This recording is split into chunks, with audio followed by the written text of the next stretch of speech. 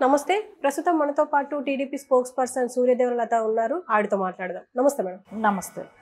Madam, YS Sharmila పసుపు చీర కట్టుకొని చంద్రబాబు నాయుడిని కలిశారు, పెళ్లికి ఆహ్వానం ఇచ్చారు అని చెప్పేసి వైఎస్ జగన్ మాట్లాడారు. అంటే ఇన్ని రోజులు అసలు చెల్లెల గురించి కానీ బాబాయ్ హత్య గురించి కానీ మాట్లాడలేదు. కానీ మొన్న పులివెందులను మాట్లాడారు. దీంట్లో పసుపు చీర గురించి ఎక్కువగా హైలైట్ అవుతుంది. ఈవెన్ షర్మిల కూడా అన్నారు, అంటే చెల్లి ఒంటి మీద ఉన్న బట్టల గురించి అన్న మాట్లాడొచ్చా ఇలా అని చెప్పేసి కూడా మాట్లాడు. మీరేమంటారు దీని గురించి? జగన్మోహన్ రెడ్డికి ఎప్పుడు ఎక్కడ ఏం మాట్లాడాలో కూడా తెలియట్లేదేమో అనిపిస్తుంది.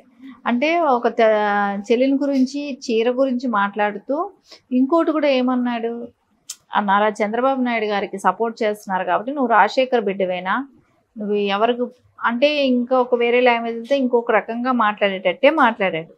సో అది ఎవరు ఇష్టం వాళ్ళది. ఆయన ఏమి సపోర్ట్ చేయలేదు. ఆవిడ ఎల్లో చీర కట్టుకొని వెళ్ళి ఆయనకి పత్రిక ఇచ్చింది. పత్రిక అంటే అన్ఎక్స్పెక్టెడ్గా ఎవరికి ఏ చీరలో ఎప్పుడు ఏ టైంలో కట్టుకుంటారో కూడా తెలియదు.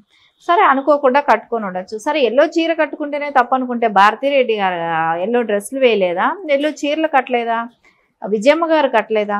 సో రాజశేఖర రెడ్డి గారు ఉన్నప్పుడు కూడా ఎక్కువసార్లు పలుమార్లు అదే చీరలతో కనపడేవాళ్ళు, ఎల్లో చీరలతో. సో అలాంటప్పుడు ఎందుకు శుభసూచకం ఎల్లో అనేది, పసుపు అనేది. సరే ఆ పసుపుని ఎందుకు ఇట్లా మాట్లాడుతున్నాడో అర్థం కావట్లేదు. పసుపు చీర కట్టుకున్నామని, సో నువ్వు పసుపు చీర కట్టుకొని నారా చంద్రబాబు నాయుడు గారి ఇంటికి వెళ్ళావని, సో ఇలా అంతా మాట్లాడటంతో సరే అది ఎవరు సమాజంలో ఎవరు కూడా హర్షించే మాటలు కాదవి. ఎందుకంటే పసుపు చీర కట్టుకునింది అని సభలో బహిరంగంగా మాట్లాడటం అంటే వాళ్ళ వైఫ్ కూడా కట్టుకుంది, అది కూడా చెప్పాల్సింది కదా. భారతిరెడ్డి గారు కూడా కట్టుకొని ఉన్నారు, అది కూడా చెప్పాల్సింది అక్కడ. అంటే అందరికీ పులివెందుల ప్రజలకి షర్మిల గారి గురించి ఎందుకు, వాళ్ళ సతీమణి అయిన భారతిరెడ్డి గారి గురించి కూడా చెప్తే అందరూ వినేవాళ్ళు. ఏదో ఒకటి మాట్లాడాలి, ఏదో ఒకటి చేయాలి అనే ఒక ఉద్దేశంతో అలాంటి మాటలు మాట్లాడటం జరిగింది. దానికి కౌంటర్గా కూడా తను మాట్లాడటం జరిగింది. సరే ఆ చెల్లెలి చీరను గురించి నలుగురిలో మాట్లాడావు అంటే, ఒక బహిరంగ సభలో మాట్లాడావు అంటే నీ సంస్కారం ఏంటన్నట్టే మాట్లాడారు ఆవిడ. అతనికి సంస్కారహీనుడు అనేటట్టే డెఫినేషన్లో మాట్లాడటం జరిగింది. సరే ఎవరైనా కూడా అలాంటి మాటలు మాట్లాడితే హర్షించే పరిస్థితులు లేరు.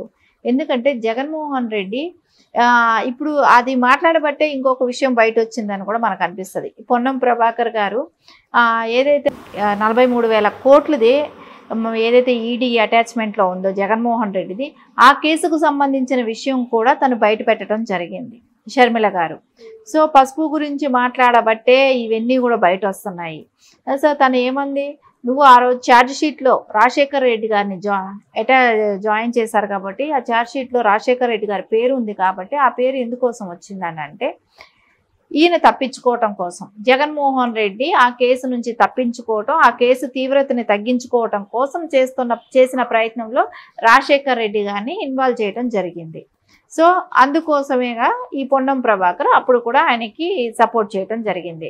సో దానికి కానీ ఈయన పోస్ట్ పెద్దది పెంచడం కానివ్వండి, తర్వాత దాన్ని నారా చంద్రబాబు నాయుడు గారిని అరెస్ట్ చేయడంలో కీలక పాత్ర పోషించడమే కానివ్వండి, ఇన్నర్ రింగ్ రోడ్డు విషయంలో కూడా ఇంకో కేసు ఫిరాయించడమే కానివ్వండి, ఇసుక ఉచితంగా ఇస్తున్నారు మీరు ప్రజలకి అని కూడా ఒక మాజీ సీఎం అయిన వ్యక్తి మీద, అప్పటికి మాజీ సీఎంగా ఉన్న వ్యక్తి మీద సో అది కూడా కేసు భరాయించడం. ఎవరైనా ఉచితంగా ఇసుక ఇస్తున్నారని ఎవరైనా చేస్తారా, లేకుంటే ఆయన ఏమైనా ఇసుక తీసుకెళ్ళి ఇంట్లో దాచుకున్నారని నారా చంద్రబాబు నాయుడు గారి మీద, అది కూడా ఒక కేసు అంట. సో ఇలాంటివన్నీ పలు రకాల కేసులు ఫిరాయించడానికి కూడా ఆయన పనికొచ్చాడు పొన్నం ప్రభాకర్ గారు. సో అది బహిరంగ సభలో కూడా తను చెప్పటం జరిగింది. అంటే జగన్మోహన్ రెడ్డికి ఏం మాట్లాడుతున్నాడో ఏం చేస్తున్నాడో, ఒక చీర విషయానికి వస్తే ఇవన్నీ కూడా బయట వచ్చాయి. ఇంకా ఈయన ఏం మాట్లాడతాడో తను ఏం చెప్తుందో, సో అందరికీ కూడా లీగల్గా వెయిట్ చేస్తున్నాడు. ఇంకోటి బాబాయ్ గారి సతీమణి గురించి, రెండవ భార్య గురించి కూడా మాట్లాడాడు. కొడుకుందని కూడా చెప్పాడు. సరే ఆయనకు కొడుకుంటే ఏంటి, భార్య ఉంటే ఏంటి, సో ఎవరున్నా మటుకు ఇప్పుడు ప్రజలకు అది అవసరం లేని విషయం. ఎందుకంటే ఆయన చనిపోయారు. సో తెలియాల్సింది ఎవరు చంపారు. సో ఇది ఇంపార్టెంట్.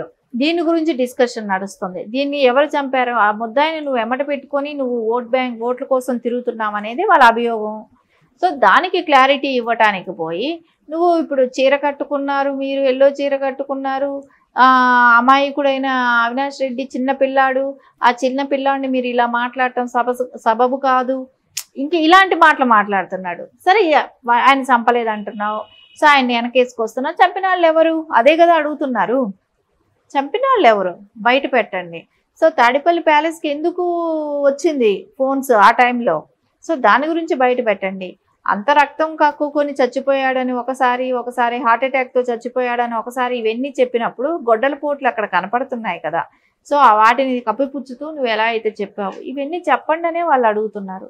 సో దానికి రీజన్ చెప్పకపోగా నువ్వు పసుపు చీర కట్టుకొని పత్రిక ఇవ్వటానికి వెళ్ళావు, ఒక విరోధి అయిన వాళ్ళకి తీసుకెళ్ళి పెళ్లి పత్రిక ఇచ్చావు అని మాట్లాడటం అనేది, పెళ్లి పత్రిక అది రాజకీయ విభేదాలు ఎవరికైనా ఉంటాయి సహజం.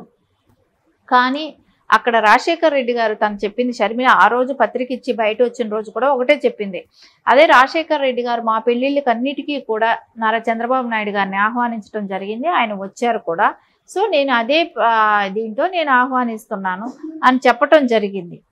కానీ అక్కడ ఎందుకు అలాంటి మాటలు మాట్లాడాల్సిన అవసరం ఏంటి? ఇప్పుడు ఒక ఇంట్లో ఫంక్షన్ జరుగుతున్నప్పుడు అందరినీ పిలుచుకుంటారు, సో అది వాళ్ళని గౌరవిస్తూ పిలిచేది. ఇది దాన్ని ఎందుకు ఇంత పెడార్థాలు తీశాడు, దానికోసం అన్ఎక్స్పెక్టెడ్ ఆవిడ ఎందుకు పసుపు చీర కట్టుకొని, అన్ఎక్స్పెక్టెడ్గా ఎవరికైనా జరుగుతాయి, సో ఆ చీరను పట్టుకొని ఇంతసేపు లాగటం ఎందుకు? క్యాంపెయిన్లో కూడా వాళ్ళు ఎప్పుడైనా షర్మిల గారు పసుపు చీరలు కట్టుకొని ఉంటారు, భారతిరెడ్డి గారు చాలా పలు దఫాలు కట్టుకొని ఉన్నారు, సునీత గారు ఎక్కడో చున్నీ వేసుకున్నారు పసుపు చున్నీ, అందుకని తనను కూడా ట్రోల్ చేయటం మొదలుపెట్టారు. షర్మిల గారిని సునీత గారిని వీళ్ళిద్దరూ పసుపు బట్టలు వేసుకుంటున్నారు అని ట్రోల్ చేయటం మొదలుపెట్టారు.